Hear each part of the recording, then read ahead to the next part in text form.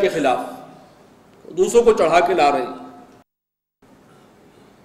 اور اسی طریقے سے جو ہے وہ دوسری ریاست جو ہے وہ اپنے دشمنوں کو ملا کر اور حملہ کر رہے ہیں اسرائیل۔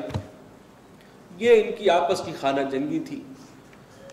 وَإِن يَأْتُوكُمْ أُسَارَىٰ، اور جب وہ آتے تھے، اگر وہی آئیں تمہارے پاس قیدی بن کر، اب ظاہر بات ہے کہ دشمن نے حملہ کیا ہے، وہ بہت سو کو جو ہے وہ قیدی بنا کر لے گیا، تمہارے اکسانے پہ حملہ کیا تھا، تم بھی ساتھ تھے، اس سازش میں شریک تھے، اب وہ بنی اسرائیل میں سے ایک گروہ کو جو ہے وہ قیدی بنا کر لے گیا۔ اب تمہیں فکر ہوئی کہ تورات کا ایک حکم یہ ہے کہ اگر کوئی قیدی بنا لیا جائے تو اس کو بنی اسرائیل میں سے کوئی قیدی بنا لیا جائے تو اسے فدیہ دے کر چھڑانا تمہاری ذمہ داری ہے۔ اب اس حکم کا خیال آ رہا، تو وہیں یاتوکم اسارا، اور اگر وہی آتے تھے تمہارے پاس قیدی بن کر، تفادوہم، تو پھر تم فدیہ دے کر انہیں چھڑاتے تھے۔ وَهُوَ مُحَرَّمٌ عَلَيْكُمْ إِخْرَاجُهُمْ، حالانکہ ان کا نکال باہر کرنا، انہیں جلا وطن کرنا ہی تم پر حرام کیا گیا تھا، جس کی وجہ سے وہ بیچارے قیدی بنے۔ تو ایک حکم کو تو تم پاؤں تلے رگڑ رہے ہو، مسل رہے ہو، بری طرح پامال کر رہے ہو، اور اس کے بعد تمہیں ایک دوسرا حکم یاد آتا ہے کہ وہ اب تو یہ قیدی ہیں، ان کو تو فدیہ دے کر چھڑانا ہماری دینی اخلاقی ذمہ داری۔ یہ عجیب منظر کا خیز صورتحال تھی۔ یہ ہے احکام شریعت کے ساتھ کھیل۔ اس پر قرآن کا تبصرہ سنیے۔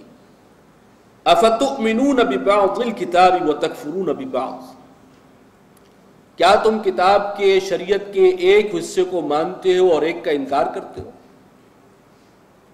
اللہ سے تم نے عہد کیا، آپس میں خون نہیں بہاؤ گے، ایک دوسرے کو ان کے گھروں سے نہیں نکالو گے، یہ سارے کام تو تم کر رہے ہو۔ ایک دوسرا حکم بعد میں تمہیں یاد آتا ہے کہ وہ قیدی بن گیا تو اب اسے فدیہ دے کر چھڑانا ہماری ذمہ داری ہے۔ یہ کیا مذاق ہے؟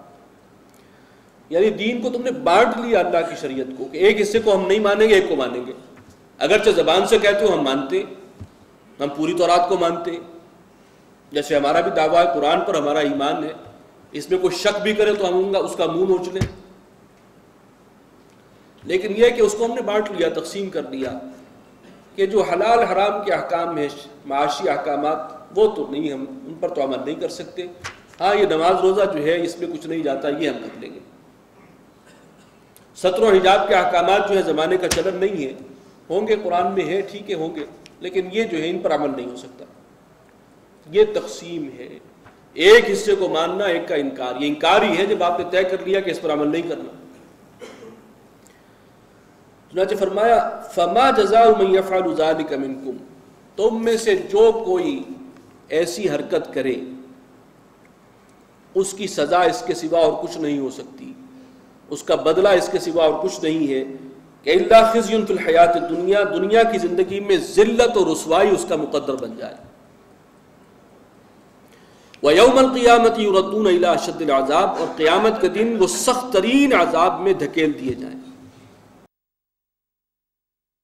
یہ ہے اللہ کی کتاب، اللہ کی شریعت، اللہ کے احکامات کو مستقلاً تقسیم کر دینا۔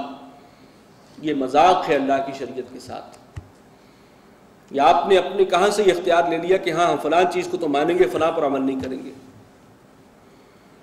یہ گویا سارے احکام اللہ کے ہیں، یہ تو پھر آپ نے اپنے نفس کی اور اپنے عقل کی جو ہے وہ بندگی آپ کر رہے ہیں کہ ہاں جس کو وہ سینکشن، جس کی عقل دے گی، جس کو وہ تسلیم کرے گی، جس کے لیے وہ اپروو کرے گی، وہ حکم مانیں گے، اور جس کو ہمارا نفس نہیں مانے گا اس کو ہم ریجیکٹ کر دیں گے۔ تو پھر اللہ کی طرف سے بھی عذاب سخت ترین ہے۔ دنیا میں ذلت اور رسوائی ایسے لوگوں کا مقدر ہے،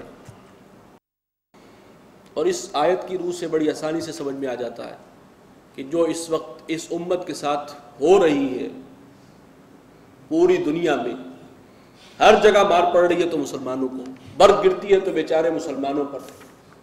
یہ شکوہ اور جواب شکوہ کبھی جا کے پڑھیے گا اقبال کا، کہ مسلمانوں کے لیے یہ ساری مصیبتیں کیوں ہیں؟ وہ اس وقت بھی تھا اور اب بھی ہے۔ تو اس کی وجہ یہی ہے کہ اگر یہ طرز عمل ہے تو اللہ کی طرف سے یہ فیصلہ ہے کہ ذلت اور رسوائی جو ہے پھر مقدر کر دی جاتی ہے ایسی قوم کے لیے، ایسی امت کے لیے دنیا میں، اور قیامت میں بھی سخت ترین عذاب ہے۔ اللہ تعالیٰ اس سے بچائے اور ہمیں صحیح راستے پر چلنے کی توفیق عطا فرمائے۔ وَمَا اللَّهُ بِغَافِلٍ عَمَّا تَعْمَلُونَ، اور جو کچھ تم کرتے ہو اللہ اس سے بے خبر نہیں ہے، جانتا ہے۔ أُولَٰئِكَ الَّذِينَ اشْتَرَوُا الْحَيَاةَ الدُّنْيَا بِالْآخِرَةِ، یہ وہ لوگ ہیں جنہوں نے دنیا کی زندگی کو پسند کر لیا ہے، خرید لیا دنیا کی زندگی کو آخرت کے مقابلے میں، آخرت ہاتھ سے دے کر دنیا کی زندگی حاصل کر لی۔ یہ چند روزہ زندگی ہماری مرضی کے مطابق گزرنی چاہیے۔ شریعت کے بہت سے احکامات ہیں جن پہ عمل نہیں ہو سکتا، سود کے بغیر تو گزارا نہیں ہے۔ اولئک الذین اشتروا الضلالۃ بالہدی، یہ وہ لوگ ہیں الحیات الدنیا بالآخرہ جنہوں نے ترجیح دی ہے دنیا کی زندگی کو آخرت کے مقابلے میں، اس کو قبول کر لیا ہے اور آخرت کو کا نقصان گوارا کر لیا ہے۔ فلا یخفف عنہم العذاب، ان پر سے عذاب ہلکا نہیں کیا جائے گا، تخفیف نہیں ہوگی عذاب میں، اس کی سختی برقرار رہے گی۔ ولا هم ینصرون، اور ایسے لوگوں کی کوئی مدد وہاں نہیں کی جا سکے گی۔ بارک اللہ لی ولکم فی القرآن العظیم ونفعنی وإیاکم بالآیات